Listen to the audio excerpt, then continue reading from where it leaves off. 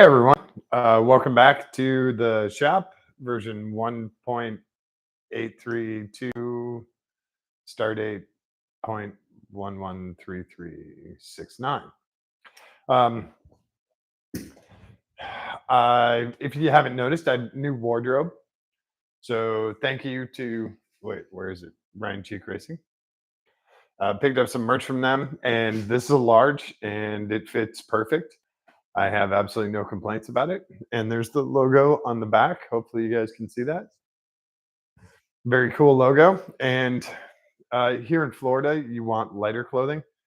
And when I'm in Ohio, I want heavier clothing. This is literally halfway between.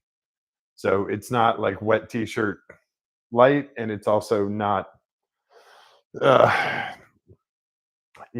down comforter heavy. So it's just the right size, just the right weight. It's a very nice shirt, and it's a cool color. So yeah, I'm jazzed about that. So while we're on the subject of racing, while I was gonna wipe down the Miata quick. It's got a little pollen and probably still some concrete dust from Harrison's shop.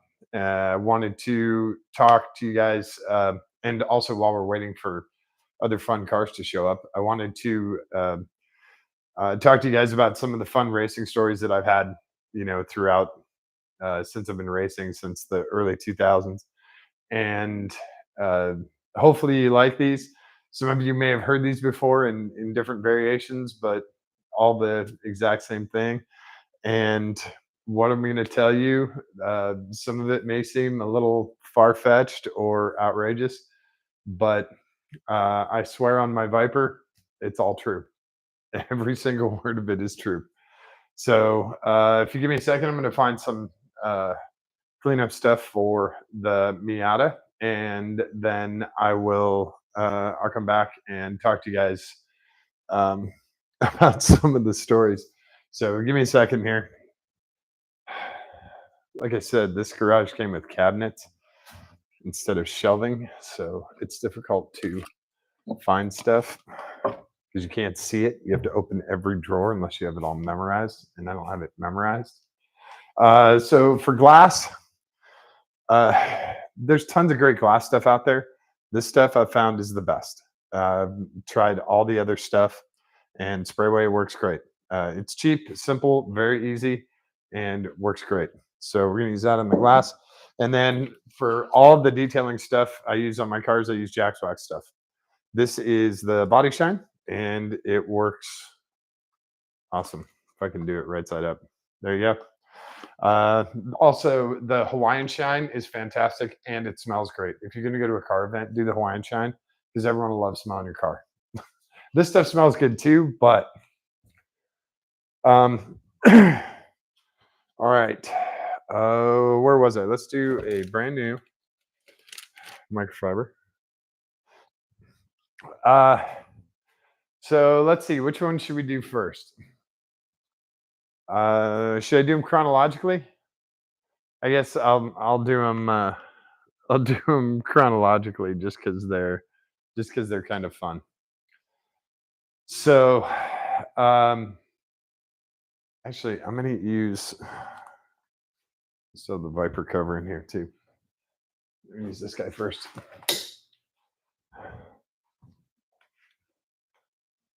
So, I had been racing with NARA, which is North American Road Racing Association, for a couple of years, and a racing team had seen what I had done with the Viper and what I was doing on the track, and they were local, and they were friends of mine. I'd seen them at events, and I knew them, and they asked me to race with them in the SVRA series. And the SVRA is awesome. It is it's very, very expensive. It is very, very high end vehicles, and they do not screw around. It is quite literally the opposite of lemons. It is, if you, even on accident, if you touch another car, like just barely touch, It's 13 months or 13 events, whichever is longer. That's your suspension. So that's how serious they are. SVRA, they have some incredible cars. It's all vintage cars, so they're most of the cars are worth a shitload of money. There are $1 million 1920 Bugattis with wooden wheels and solid rubber tires, and these guys are out there racing. They have all brand new safety equipment on and helmets, and it's very odd when you see the brake man on the other side and the one guy driving and controlling ignition on the other. But that's what SRVA is. Sorry, SVRA. So a lot of fun. And this team asked me to drive with them. And they had a couple of cars. They had a Ferrari 360 Challenge car, which was really cool. And then a Porsche 968, which was, I spent a lot of time. There was a professional race car builder who built the car. And then I spent uh, about 8 months building the car. So after the professional race car builder was done with it, I went back and made it all correct and safe and all this other stuff. So anyway, um, this team asked me if I would drive with them, and I said, "Yeah, sure, that would be great." And it was my very first event with them. It was at Mid Ohio, and they haul the cars up there. I just have to show up with my gear and get in the car and race, and that's great. They pay for everything for gas and tires and brakes and food and all this. So they had a big toter home, big awning, and all the tools and all the spares and everything else, and it was great. So I show up and I uh, I get in the car. Well, okay. So what we were racing in at that event was what's called the Enduro, and that's a 2-hour event. First hour is one driver. Then you have a mandatory 5-minute pit stop where you can change tires, get gas, et cetera, et cetera. But it has to be 5 minutes. So you can, play blackjack or whatever, but it's got to be 5 minutes. And then your second driver goes out for another hour. So I was the second driver for the Enduro. My friend Scott Hollander was the first driver. He was another guy who was on the racing team, and great guy, really great driver. And we were both driving the 968 at that event. And Scott goes out and he's doing great. I believe we were second in class, third in class maybe, and I don't know, eighth or ninth overall when he came in for the pit stop. And when he finally came in after the hour, I could see the clouds moving in. And I'm like, no, no, no, come on, Rain, just hold for another hour. And we do our pit stop, we refuel, we get gas, and now we have to wait because we're done with everything. And I'm getting in the car and I'm watching these clouds roll in. And this professional race car builder he took the wipers off the car because of weight savings. He also took the front impact bar off the car for weight savings. Screw safety, right? So um, I didn't know that at the time. I just went out there. So I'm watching these clouds roll in. If you know Ohio weather, it's going to get real bad real quick. So our 5 minutes are up, and the team captain's like, "Go, go, go, go, go!" And I take off out of the pits, and as I come into turn, blend line up through turn one, I see the first sprinkles on the windshield of the car. Now I don't have wipers. I'm kind of screwed. Now it just starts to downpour. It's super dark.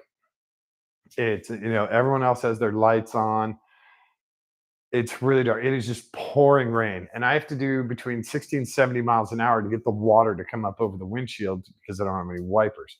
So now I'm hauling ass through these turns. I'm going way faster than I should. I'm drifting through. It's basically an hour of drifting mid Ohio because the back end is coming out at every turn. That also had something to do with the build on the car, but that's something different. So I'm skidding all over the place. I'm watching all these other guys like just spin out and go off track. And one of the scariest things was coming around carousel. And I came around carousel. Of course, the SN comes out, and I just transition that drift into another drift to go onto the front straight. And as I come onto the front straight, there's headlights pointing back at me. And I was like, oh shit. but it was another car that had spun out and was facing the wrong way. So I stayed wide and took turn one, and whatever happened to him happened to him. But thankfully, I believe the guy was okay. But there was a ton of that, and I had a two off.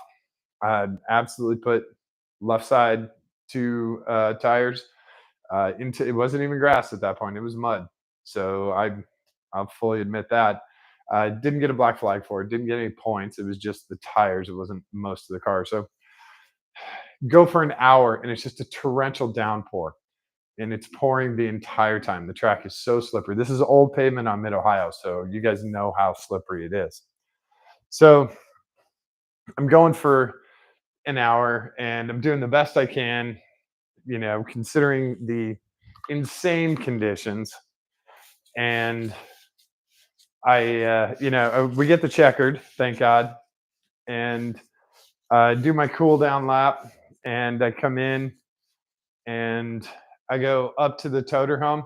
As I get to the toter home and pull in, we have a big awning.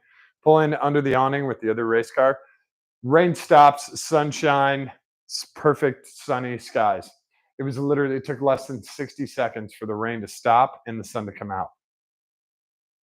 That was my very, very first semi-pro race. So I was, please understand my apprehension at racing after that was my first experience with semi-pro stuff.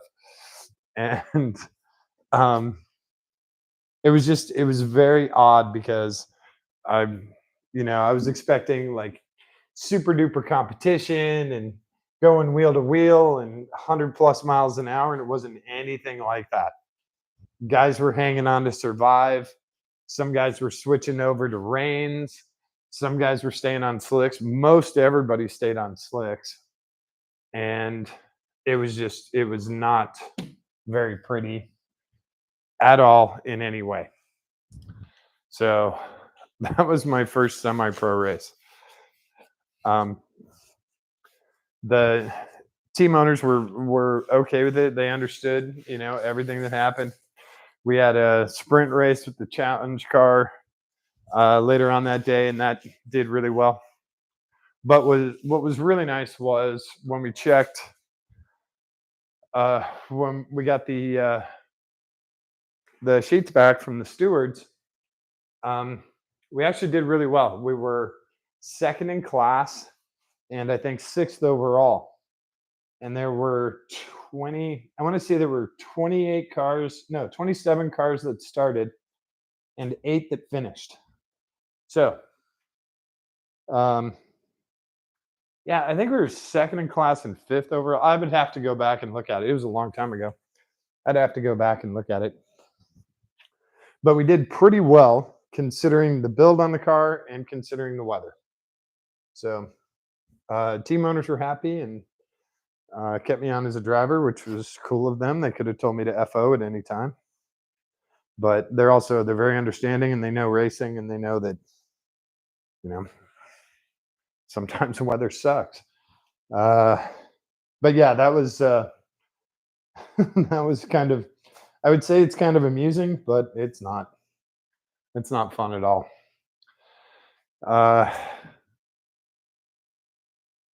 So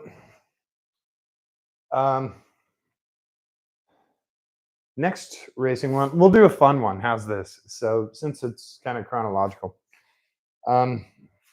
this was, I believe, a year or two later, and I was at a charity event for it's called, in Columbus, it's called Rally for the Ranch, and it is a charity event that Bobby Rahal puts on, and he brings out a ton of the RLL cars, and they do this big show at this mall area, big mallish area called Easton in Columbus, and they've, Mr. Rahal's got some amazing cars, and then his race team has these really, really cool cars too. So they trailer a whole bunch of that stuff over there, and they invite people to bring their cool cars out. And at previous events, I brought the Viper out. I brought the Viper truck. This event, I brought the John Fernandez SRT4 out, my my other race car, and So I was super psyched about it, and I saw a bunch of friends, racing friends and car friends there. And one of my friends, Chad, his office happened to be at Easton, and I saw Chad, and towards the end of the evening, um, well, actually, okay, so this is fun. So my friend Scott says, "Hey, I have a spare ticket to the charity dinner tonight. Do you want to come sit at my table with me?" And I was like, "Yeah." Now these are $1,000 a seat. So when your friend says, "Hey, I have a spare ticket. Do you want to come eat pretty plain food?" Yeah, yeah, I do. Um, it was actually very cool. So I'm there with Scott and his wife Gail, who are absolutely fantastic people. Scott's one of my best friends in the whole world, and sitting down across from me is Michael Shank, and this is pre IndyCar Michael Shank. So this is back when he was just doing the IMSA stuff and kicking ass with IMSA stuff. He had just gotten out of racing himself, and he's doing this whole race team. So I'm at a dinner, and there Michael Shank's like, "From me to you." And so over dinner, we had this awesome conversation about racing and the different tracks and things we like and things we don't like. It was great. He is Michael Shank's one of the most super dudes in racing you'll ever meet. Totally humble, totally down to earth. Really, really cool. If you get a chance to meet him at Daytona or Indy or wherever, definitely go say hi. He's super, super cool. And he is a confirmed car nut too. So dinner with one of my best friends, and then Michael Shanks right across from me and his awesome wife, and that was a ton of fun. And the speakers were Bobby and God, I forgot who else. He had one of his IndyCar buddies with him. I forgot the other speaker. I'd have to go look that one up. But then Stephen Wright was the comedian. He was like the opening act, and Stephen Wright's very funny. If you don't know Stephen Wright, definitely go check him out. He has a joke where he says he took the light bulbs out of the headlights out of his car, and he replaced them with strobe lights. That way, at night, it looks like he's the only one that's moving. It's an awesome joke. So that was a ton of fun. As we're leaving, I saw my friend Chad, who is also friends with Scott, and he said, "Hey, you guys, I'm doing an after party at my Bat Cave." And Chad had talked about his Bat Cave a whole bunch, and I'd never been there. And it was one of those things like this super exclusive thing that I'd always wanted to check out, but I never really had the chance. Either I was doing something or Chad was out of town or whatever. So I was like, okay, yeah. And he's like, "All right, we'll go here, go to this building, take the elevator up to the third floor. The door's open. I'll meet you guys up there." And we're like, "Oh, okay, cool." So I go back to my car and make sure it's secure. And then I go to where Chad had told us to go. And as I'm walking in, it's like kind of like a small office building. And I'm walking in the lobby, and I push the up elevator button, and behind me is Bobby Rahal and his wife. And I was like, "Holy crap, I guess they got invited by Chad too." And I was like, "Okay." So, and then the other guy that was with Mr. Rahal was Tim. God, I cannot remember Tim's last name. He's the event organizer, and he's the guy who does the stuff with the Buckeye Ranch and sets up rally for the ranch and all that. Very cool guy. But he was with Bobby and his wife, and then there's Ding Dong me waiting at the elevator for the elevator to come down, and I'm like insanely intimidated. This guy's like IndyCar super champion, right? He's won more races than I could dream of. So, like, I'm trying to, he's of course dressed in a $3,000 suit. I'm dressed like this. No offense, Ryan Cheek shirt is awesome, but I'm in jeans and a collared shirt, and I barely look like I could get into the golf club. So the elevator comes down and the door opens, and Bobby signals for me to go into the elevator, and I was like, okay. When an IndyCar champion says, "Hey, you go ahead," I'm going to take the pass. Yeah. So I step into the elevator, and Tim and Bobby's wife step in, and there's only three floors, but there's four buttons. So Chad told us to hit the button with no number, and we're like, okay. So we hit the button with no number, and we're all looking at each other because none of us have been here before either. You know, we don't know what the hell we're doing, where we're going. So the button goes up, and I guess it's the fourth floor, but there's only one office door, and it's propped open. There's a little doorstop right there. So, well, okay. Here's the funny part. So the elevator door opens, and you just see this one door that's open. And I look over to Mr. Rahal and I go, or he offers me to go again first out of the elevator. And I said, no, sir, you've won more Indy 500s than I have.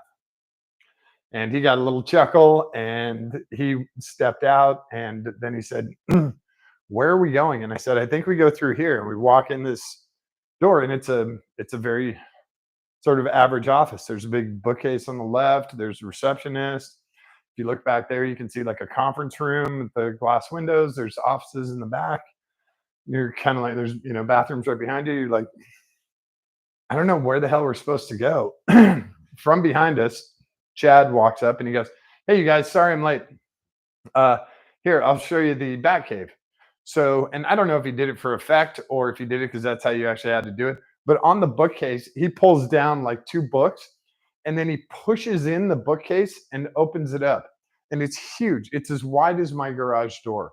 It's like two garage doors wide. He pushes it in and then opens it up.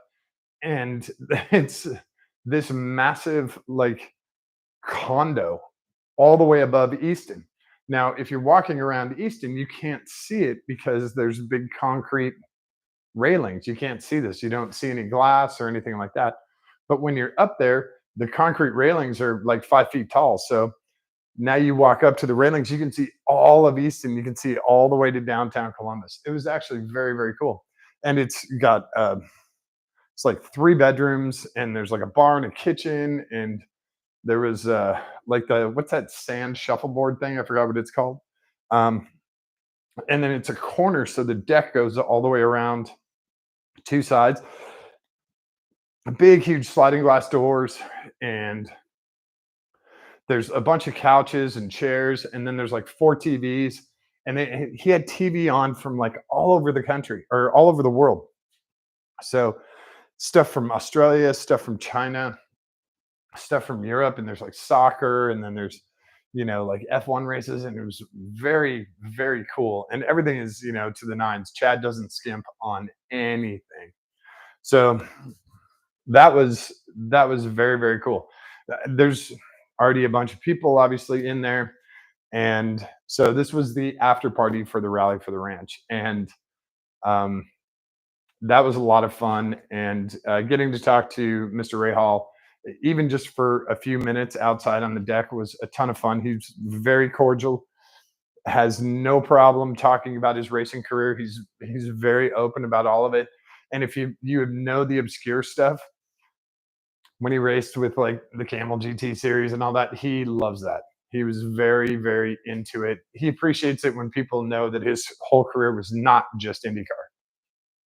That's what I think. You know, I'm probably guessing on that, but he had a really, really kick-ass racing career. Now he has a really kick-ass racing team. Uh, yeah, those guys know what they're doing.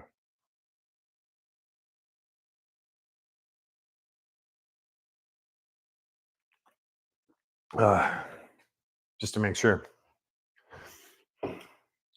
And he's got a kick-ass son who's a pretty good driver too. Graham's really, really nice. He has an awesome daughter too. I got to meet Graham's sister many years ago. She's very, very nice. Um, so those are my two fun, silly, crazy racing stories. I, you know, I didn't want my first semi-pro race to be in a typhoon, but it was. I didn't expect to meet Bobby Rahal and have a very nice conversation with him in a tiny elevator going up to some super secret Bat Cave hideout above Easton. But it all turned out pretty well, I think. So,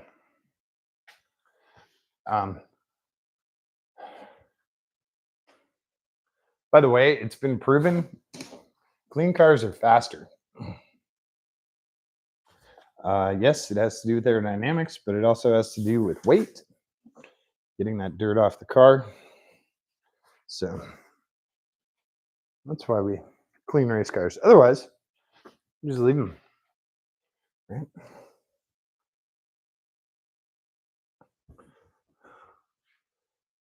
I'm just doing a second pass on this because it's single stage paint, and the Miata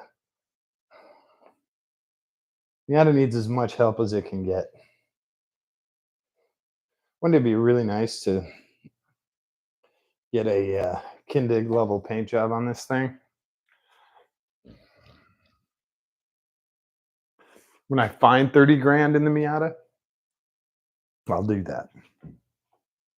Until then, we're going to try and keep the factory paint looking halfway decent. So you guys will have to let me know what you think of the stories, and if you want me to talk to you about other ones, I mean, this is how good the paint is on the Miata. It just comes off of here. If you guys want other stories about racing, I got a whole ton of them. Happy to share them, and some of them are funny, some of them are kind of scary as hell.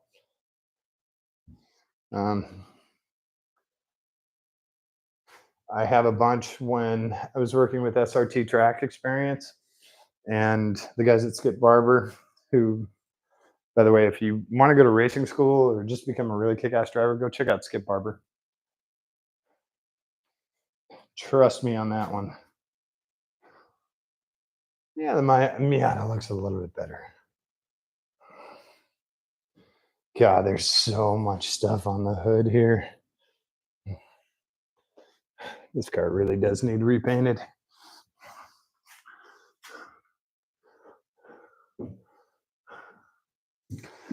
Like my buddy Roy said, black is a young man's game. Looks so great when it's clean. That only lasts for a couple of minutes.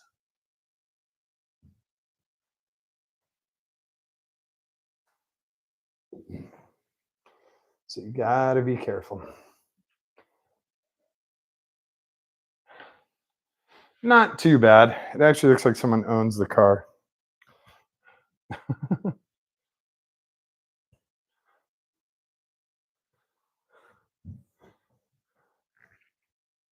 I could probably do another clay bar on this and get a whole bunch of the other crap off.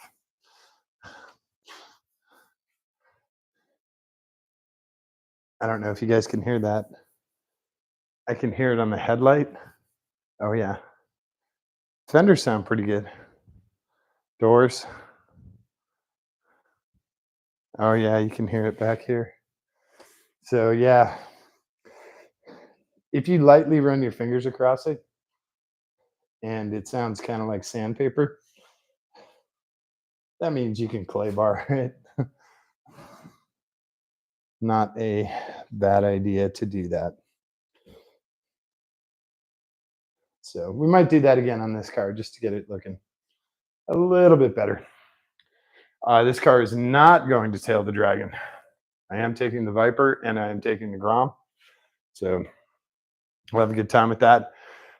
That's about it. And we're waiting for the limo to come down here, which is going to be not this coming weekend, but the following weekend. The limo should be here. So I'll be doing a ton of videos with those, with that car.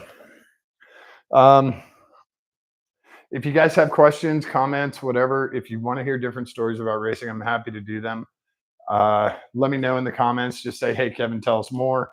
Or if you know of one and you want me to tell it here, I'm happy to do it. And if you guys have any corrections for me, please definitely let me know. I try to get everything right. A lot of it is going from memory, but sometimes I miss. No problem admitting that.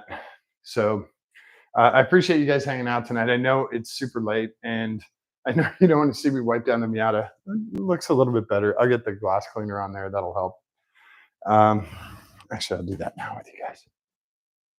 Like I said, this stuff works great. Spray away. It's so simple.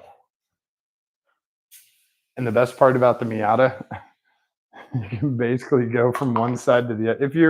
If you have a nice long reach like I do, you can basically go from one side to the other.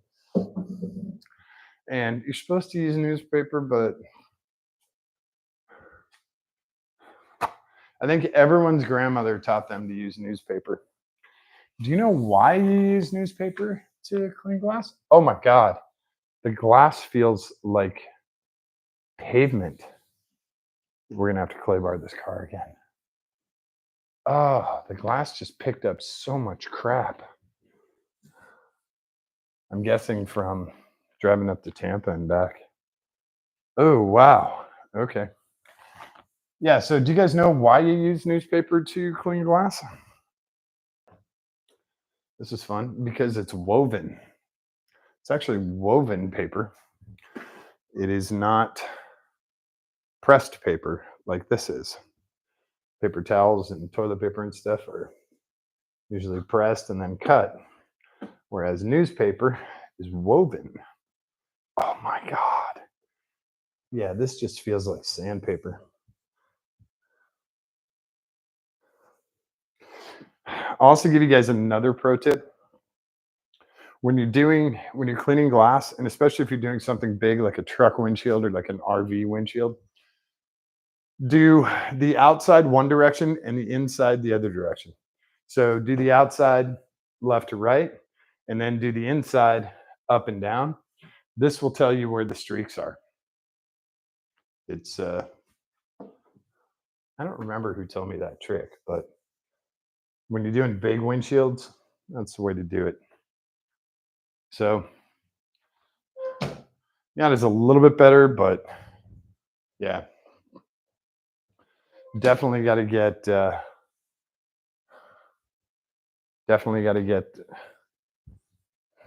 maybe just clay bar on there. Could probably use a razor blade actually. There's a lot of crap on there. So that's it. Fairly clean car. Once I get the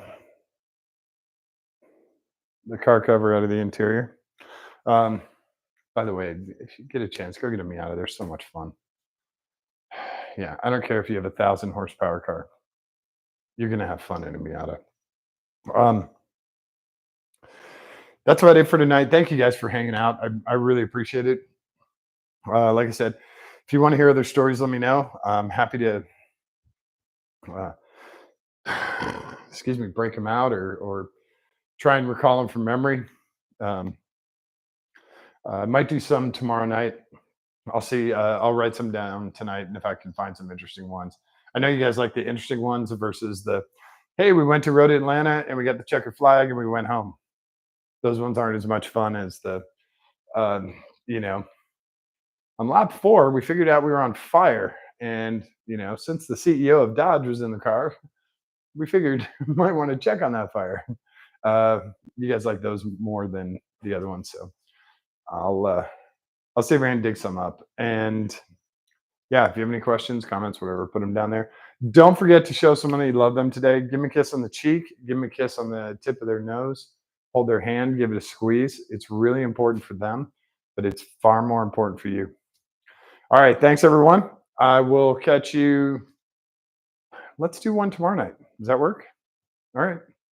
Catch you tomorrow night. Cool. It's a little cleaner.